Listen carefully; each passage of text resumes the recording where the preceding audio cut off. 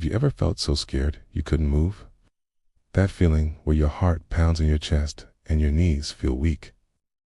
Let me tell you a story about a young boy named Leo who felt that exact fear but found something incredible within himself.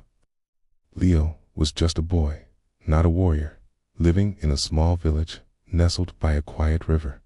His life was simple, helping his father in the fields, playing games with his friends. But one day, the drums of war echoed through the valley. An invading army, known for its fierce warriors, was marching towards their home.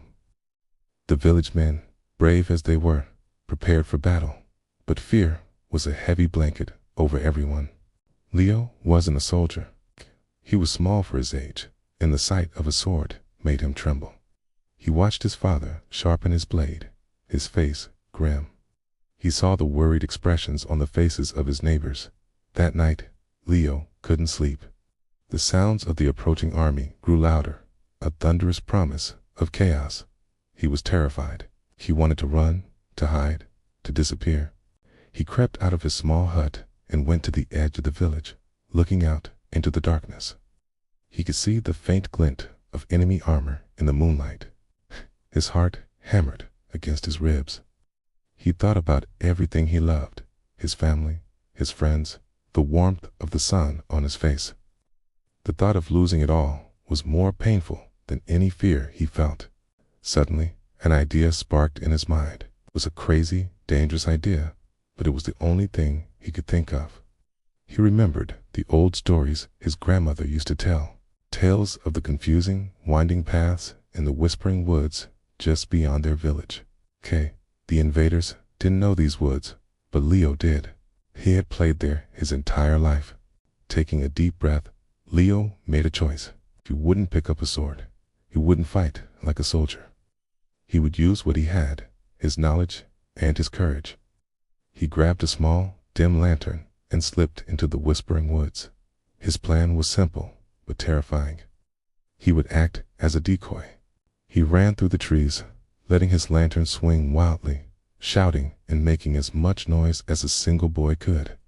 He created echoes, making it sound like a whole group was moving through the forest.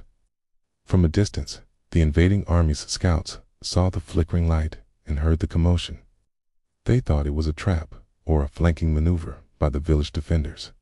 The army's commander, cautious and arrogant, decided to send a large portion of his troops into the woods to crush this supposed ambush.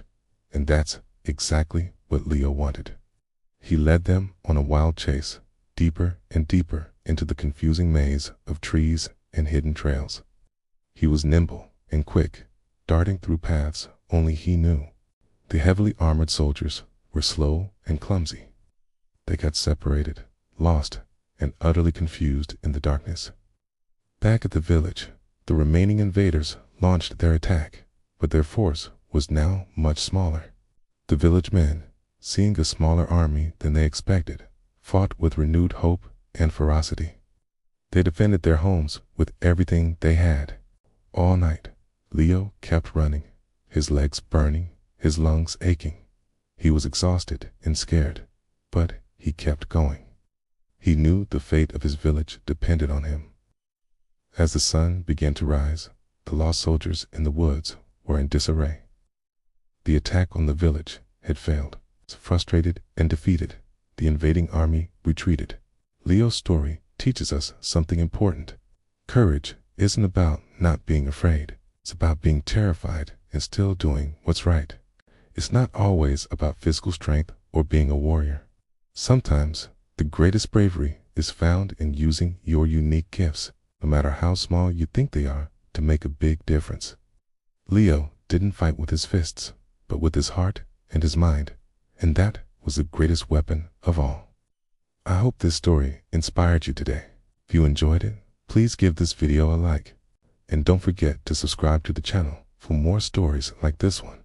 Thanks for watching.